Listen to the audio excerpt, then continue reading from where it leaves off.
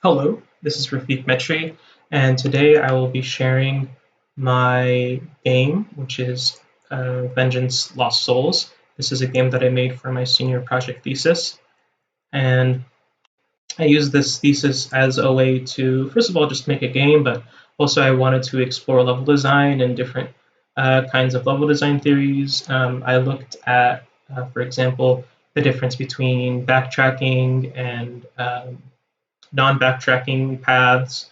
I also looked at linear versus nonlinear design.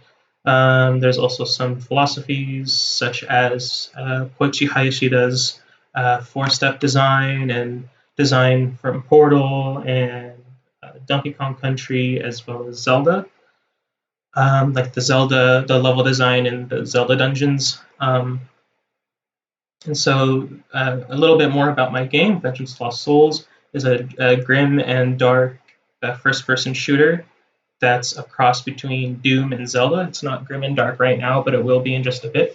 It has a medieval theme to it. And for the assets, it's just a bunch of free assets from the Unreal Engine marketplace and some other stuff on the web. But all of the layouts and the programming and all of that, I did that myself. So it's both a game design, level design kind of thing, as well as a programming project. So, okay. Let's before I get in, I just want to explain one of the theories that really influenced my design, and that's Hayashida's four-step level design. He is the one of the he worked on Super Mario Galaxy as well as Super Mario 3D World. And Super Mario 3D World is really where he gets his four-step design. And so the idea is that he introduces a mechanic like here, and basically Mario is there's these platforms where when he jumps, the platforms will switch to the other side. And so he introduces it, and then he teaches the player further about the mechanic, and then he gives a twist to the mechanic. So here he introduces a bumper along with a bumper enemy where you have to jump over this line, and he incorporates the bumper and the platforms together, and then he gives it a satisfying ending. So he uses the platforms as part of to get the flag, and so that's kind of the idea that I had. I really wanted to focus on teaching the player and testing the player on the things that they learned. Okay, so let's just jump into the game. I just want to change one setting real quick, my sensitivity. Okay, cool. Okay, so the first area is the starting area. Oh, I should mention that in this video I will be explaining my game design and level design decisions. That's the focus of this video. Okay, so the starting area, I just wanted like a safe place area for the person to get used to the controls, also to show them how to save, which is this area right here. The architecture points towards the center, and it draws the player towards this angel statue. There's this tree that's pointing towards the statue. There's this grass, and it makes it look really nice. And there's this tree is also kind of pointing towards this. And this is the saving crystal angel thing. So we press E to save the game. Saving actually doesn't work in the game, but I'm just going to do it because it looks cool. There's a few things in this game that isn't fully functional. There's some sounds that are missing, that kind of stuff. But the game is in a very playable state.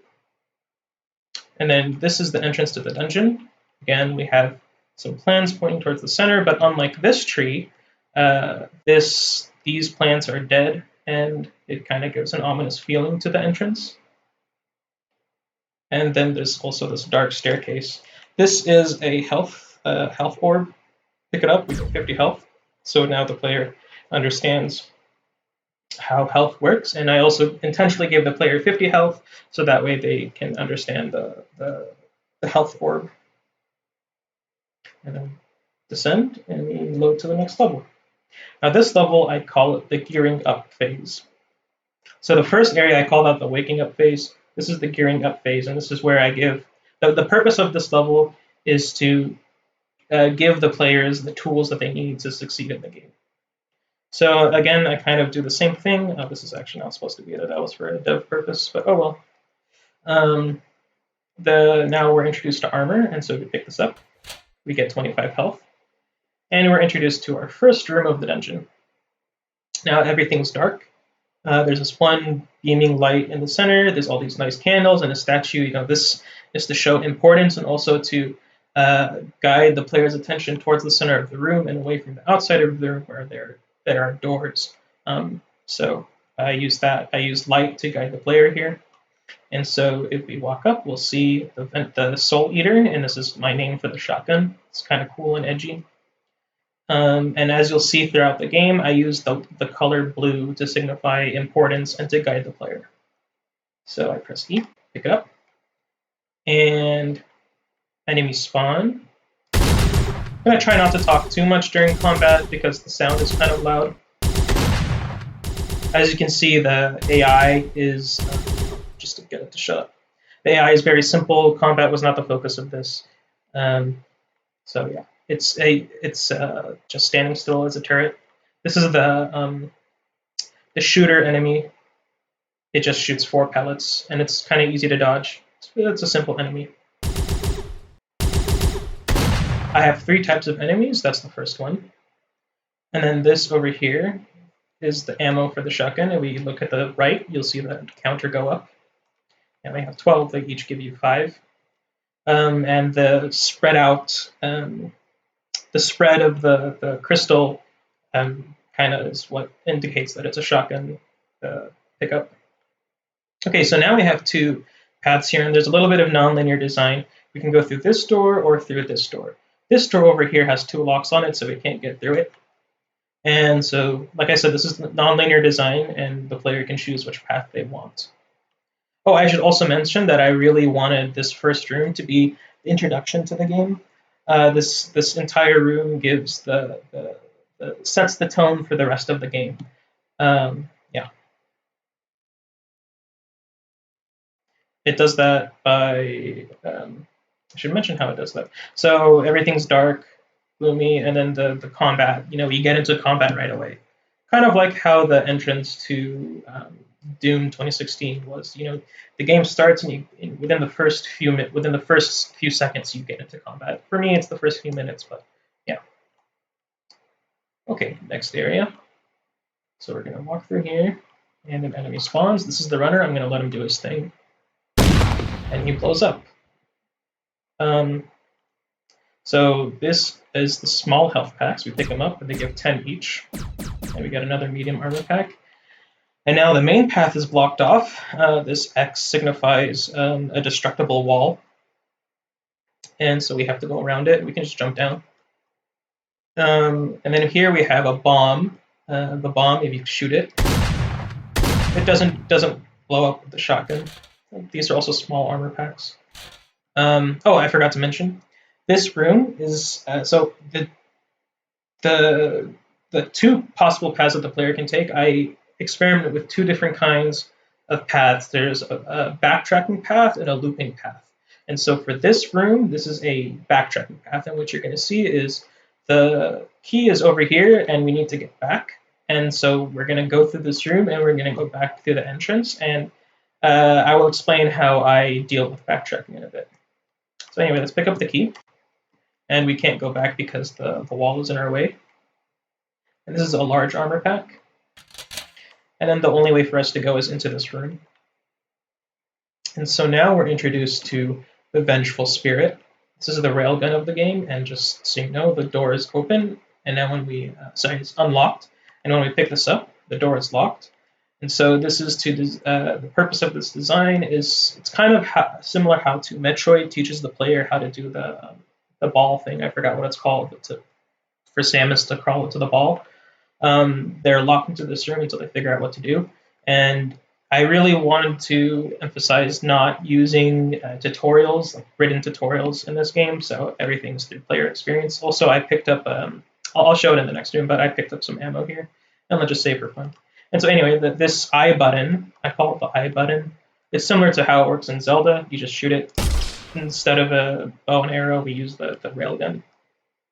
Okay, and so then the gate went down, and we can go into the next room. And this is, so the way that I deal with backtracking is that I add a twist to the room on the way back. In this case, I spawn enemies. And the purpose of these enemies, so first of all, there's the snipe. This guy's the sniper enemy. he just shoots 1 fast bullet compared to 4 slow pellets. And so also notice how they're far away, and that gives the player a way to see the importance of the railgun. With a shotgun, it takes many shots to fire them. I'd have to get close, but I'd risk taking damage and dying. So with the railgun, it does more damage from afar. I can just easily dodge the bullets here. I also wanted to use these boxes have multi-purposes, and so or 2 purposes. One is to give an elevation to the enemies. That's also another way to show the importance of the railgun, and also I use these 2 boxes as well as these 2 in the middle to break the line of sight. So if I wanted to, I could come over here, give the player some choice about how they want to deal with this encounter. There we go. So this is the railgun ammo. Pick some up so we don't run out later. Get some health. And now, as we said earlier, shotgun doesn't work, but with the railgun it does. And the bomb blows up, the wall is destroyed, and I kind of the hope is that because this is the railgun room, the player will use the railgun. We'll experiment with the railgun to blow up this bomb.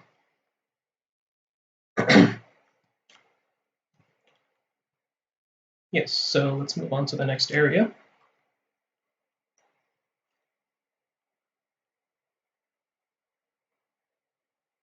Okay, so now this path, that last one was backtracking. This one I focus on a loop design. So we have our entrance and our exit, and the player can see that there's the key in here. They see their goal, but they don't know how to get there yet. And there's another gate on the other side, so they can't get there. And save for fun because it looks cool.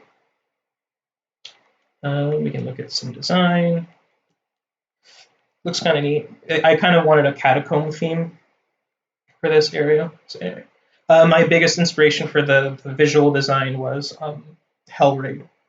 You can look that up. It's an unfinished game that was never released. Okay, so let's go in. So then we get into a fight. This is a good area for the shotgun.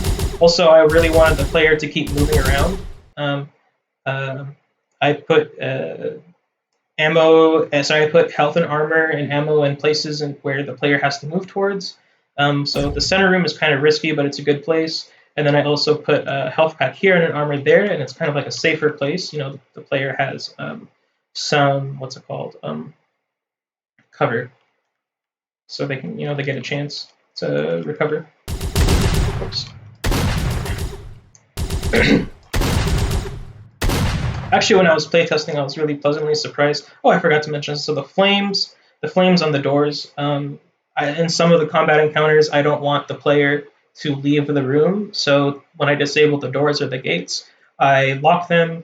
So okay, when the combat starts, I lock the doors and the gates, and the flames indicate that they're not interactable. Excuse me, my throat's kind of dry. Okay, so let's pick this up. Recover some of our health and armor and ammo. So now the main door is locked, but we have this room and this room. Also, if you notice that there's a blue light up here, and I kind of hope that this blue light gets the attention of the player. And also there's another blue light here, but I'll explain something really cool about this blue light in a bit. So let's take this path. So we have runners again. Cool thing about runners is they put pressure on the player. So okay, like I said, I have three enemies. The shooter is just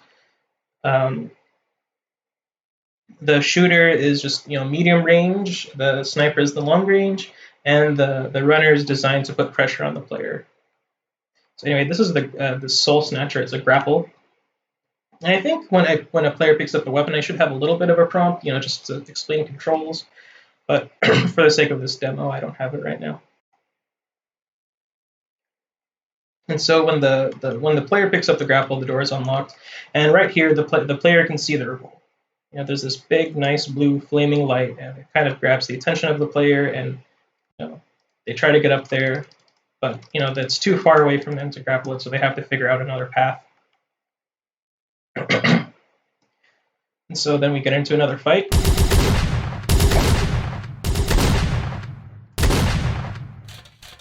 Okay. And so when the player enters here, the rest of this area is dark, and if they try to go here, there's nothing here.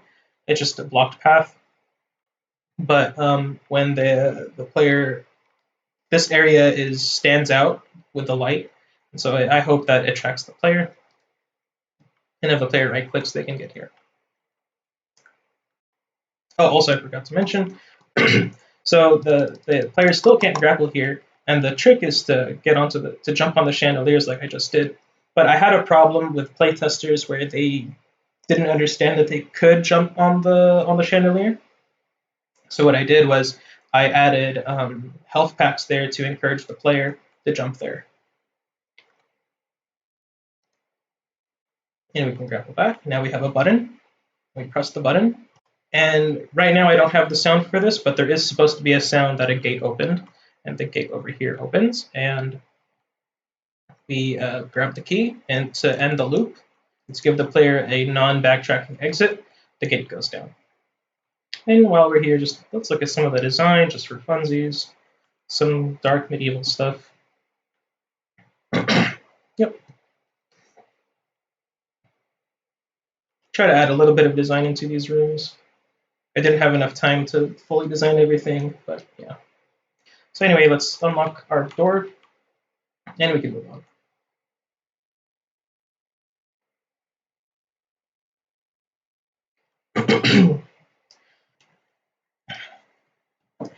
Okay, I'm back. I got some water, so I don't have to keep coughing. Okay. I also forgot to mention that for the Soul Snatcher, the grapple hook, the inspiration for that was Doom Eternal, but as you can see, like it's on the shotgun and it's on the front of the shotgun. It's kind of like the meat hook. I think that's what they call it. But it's more like the Zelda grapple hook. It doesn't grapple onto enemies, except in one case, which I'll show in a bit. So, okay, now this is I call this level testing, and this is where I test the player's knowledge on the tools that they have. So the player has gotten their tools. Oh, I'm sorry. Okay, to fit into Hayashida's 4-step design of introducing, teaching, twisting, and conclusion. So the first area was the teaching, and in this area, or the introduction, and I'm going to do a little bit of teaching, and then I will do the twists at the end of this level. So the beginning of this level is further teaching and understanding of the player, giving more understanding of the tools to the player. So here we have the destructible wall again, and we have the bomb, and we have a little bit of ammo just in case the player doesn't have it. And so the player needs to understand that, okay, well, it's a very basic puzzle. You need to move the bomb to there because it's not next to the destructible wall this time. So players have been able to figure this out so far, but I'm not exactly sure how, but they recognize that you can, I think they just try to grapple the bomb. And so you can pick up bombs with a grapple hook, and they left click to shoot it, and it goes up there. Very simple. And then the purpose of this little platform here is to give an easier shot.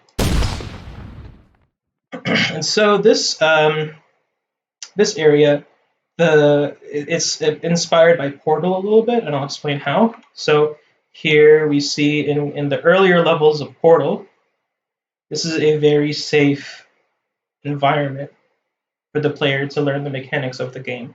And here I don't have any enemies. There's no way to fail, because if the player messes up the bomb, it'll actually it will respawn. But if the player succeeds and the bomb doesn't spawn anymore, I'll show that later.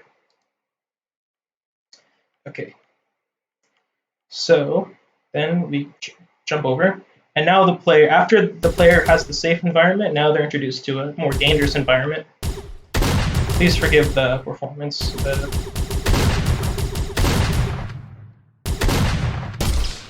I have some performance issues. I'm still figuring out how to work with particles correctly. So, okay, now we're introduced to another puzzle. We have a destructible wall here, and so there's runners that cannot reach us, and the puzzle here is to shoot the runners through the wall, and that teaches the player that runners can also blow up walls. And because there's two runners and one runner blew up the other one, it teaches enemies can be destroyed by the runner too. And so now we go into a little bit of a fight here. And if we move forward, we'll see the player gets a little bit surprised. And if you notice that there's a runner here, and there's two enemies next to him, so if we blow it up, the other enemies are destroyed too. Also, if you notice that I put the runner a little bit more forward, so that way the player can shoot the runner while being while breaking the line of sight of the two enemies. So then we can grapple up here, and we have some runners here, and it's kind of a similar puzzle, but instead I try to show that the runners can also be grappled. So there's no respawning bomb; they just have the bombs from the runners. Then we can do that. We could have a little bit of fun here. Grappling's pretty fun. Okay, let's move on. We got some water. Okay, let's move on. And so I kind of give a little bit of a hint to the player here. I give him some ammo, some railgun ammo. I'm trying to say like, hey, you're going to need this. So it's kind of a nice room so far, a little bit misleading, and then we walk in. These guys spawn. Oh, I kind of messed it up a little bit. That's okay. So the purpose is, again, to show the usefulness, how the player can turn the runner's explosion to their advantage. And I kind of expect players to die a few times in this game. It's not supposed to be a super easy game. So I do want players to die a few times and learn from their mistakes. Kind of like what I just did there. And this is one of those moments right here. As you can see, I give the player a lot of health and armor and ammo. And I'm saying like, hey, get ready for this next area by doing this. Also, I use the health pack. Well, I had a problem where it was kind of where I didn't have this health here. And I had a problem where it was difficult to notice that the save checkpoint was here. So I just used health to guide the player in this direction. So we'll just save for fun. Okay, here's our first combat test.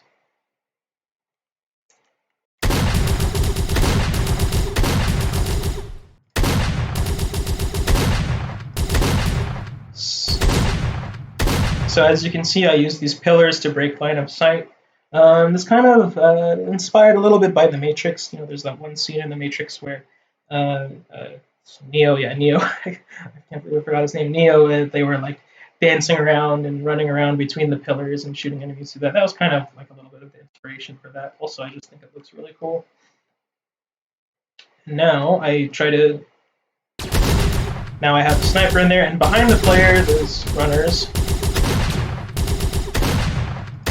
So again, like I almost died here, and that's kind of the point. Like I want the player to be a little bit frustrated here, and then the next spawn. Stuff. That's okay. And now here's a little problem that I have. That if you're far back enough, the AI doesn't see you. It's a problem with Unreal Engine that I just don't know how to work with Unreal Engine enough yet.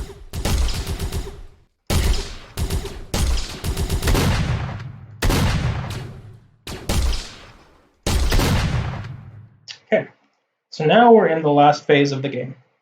All of this is teaching the player all the mechanics.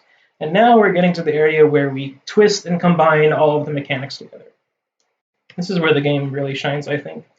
So, okay, now we're introduced to the Lost Soul. So we don't really know what the Lost Soul does, but what we can see is that the gate is locked off and we can't go through it unless the player picks up the Lost Soul. And when the player picks up the Lost Soul, this flames spawn and it looks pretty cool. I really like this effect. However, it does kind of have a performance problem. And now we get to the cultist base. I didn't really mention the story that much, but basically there's a cult that's causing a lot of problems and you have to stop them. It's not really much of a story, it's just a little bit of something to work with. And this is the chapel of the cult. They chill over here and watch some, listen to some sermons on this altar. Whoever the cult leader is, they'll speak there. And so, if you notice here, the flame ends, and there's this circle around. There's this, so the flames in the gutter. There's a circular gutter, and then there's branching paths here. And this tells the player that there's 3 more lost souls that they need to pick up, and you can get them in these 3 rooms. So this is more where the Zelda dungeon comes in. They have to try to figure out the path and figure out the puzzles and figure out where to go. So let's just do this middle one here. This is actually not a puzzle room. This is a combat room. We'll just do it real quick. And the lost soul is here, but it hasn't spawned. So we also have snipers spawning. There's 3 phases to this area, and we also have things that we can grapple to during this fight. They're kind of fun to use. So now we're mixing combat and the grapple.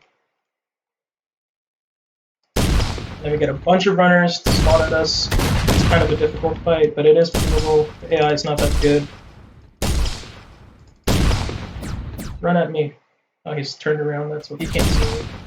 And then we have one more. There's a bunch of shooters. A bunch of shooters here, let's kill them all.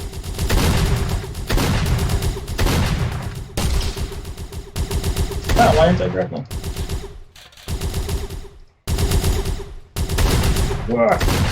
It's kind of fun to use the grapples.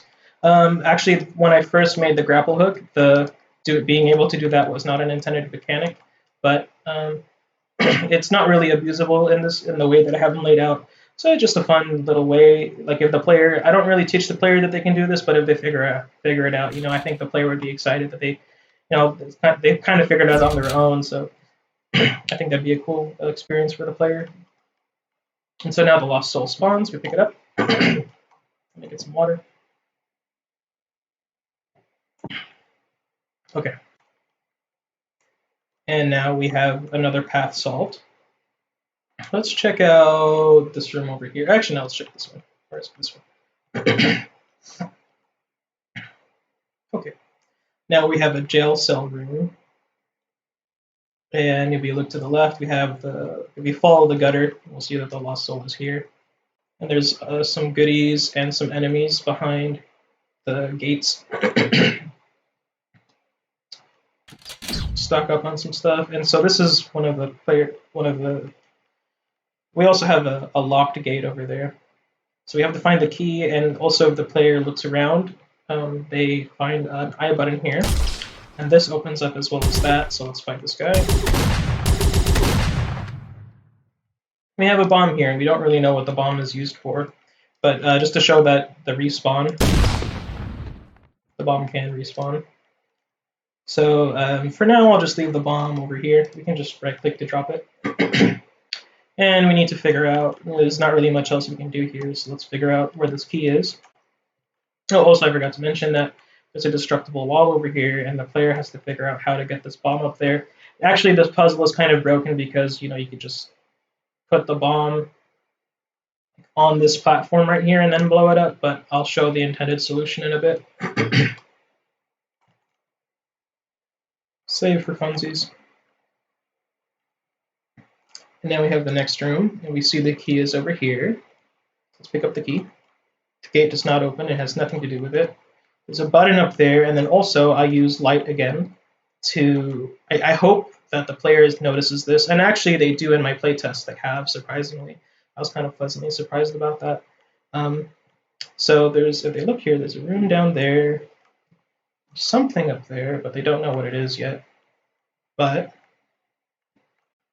come back to this room later.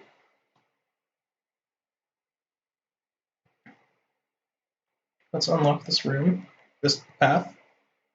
If we come down here, there's this empty room here, but there's this one little light right here, and I use this ammo 1 to give ammo to the player so they can do this, and also to hint the player at what they need to do. So they look up here, there's an I button way up there, shoot it, and we can move on.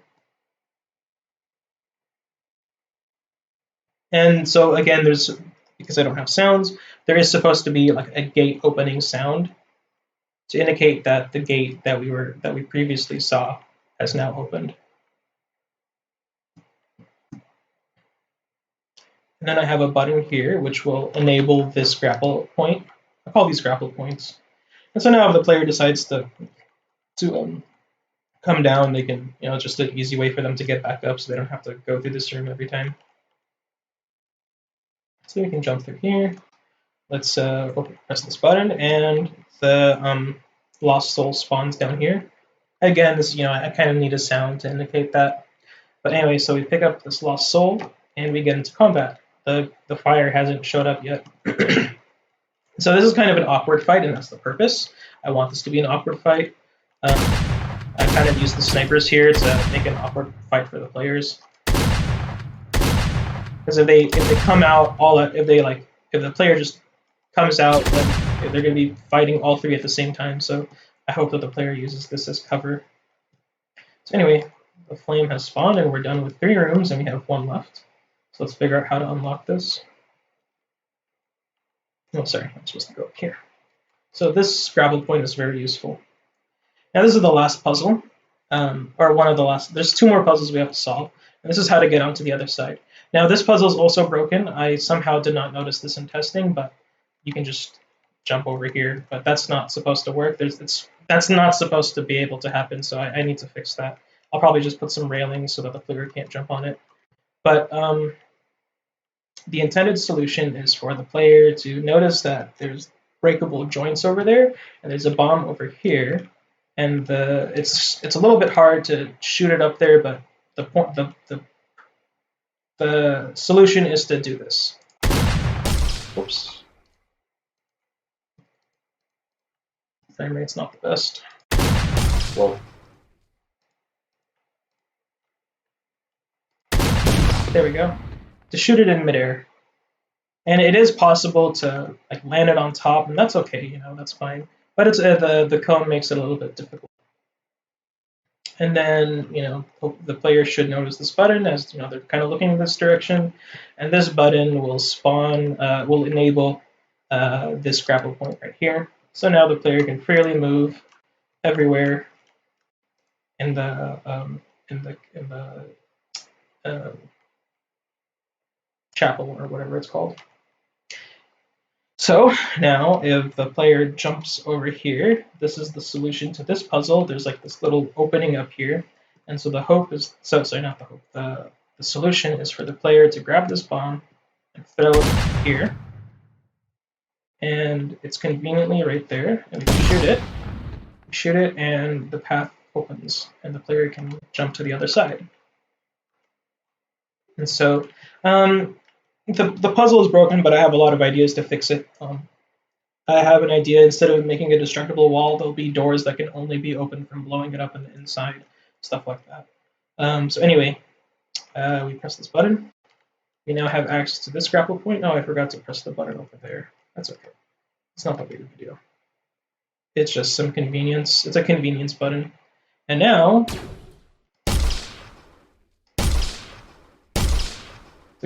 more of the gates have opened, more of the jail cells have opened, so let's get some armor.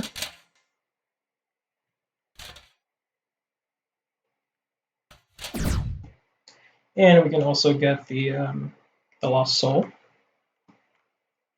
And last and finally, we have all 4 lost souls. And if we come out here, the angel has disappeared and has been replaced by a portal to the boss. Now, unfortunately, due to time constraints for the project, I was not able to implement the boss, but we can walk through. Nothing happens. It looks cool and ominous. Kind of shows the darker side of the cult. So yeah, that's the game. Let me go somewhere that's not so FPS bad, like this, more the FPS isn't dropping. It's just some conclusions and some final thoughts of this game. I really learned a lot from this game. To summarize the things that I've learned, there was linear versus nonlinear design, backtracking versus loops, that kind of stuff, or how to make backtracking more interesting, how to teach the player, how to introduce, teach, uh, twist, and conclude the tools and the mechanics of the game, this kind of stuff. The game, it's not in a fully playable state. I mean, it's playable, and it's playable from start to end, but there's a couple of areas where it can be soft locked. And I have solutions for that, but I really just want to move on to another project. I want to learn more about game design. I want to learn more C++, and I want to mess around with other genres of games and different game mechanics and that kind of stuff. But this is my game, and so yeah, thank you for watching. If you made it this far, pat yourself on the back. It's a long video, and yeah, thank you so much, and yeah, bye.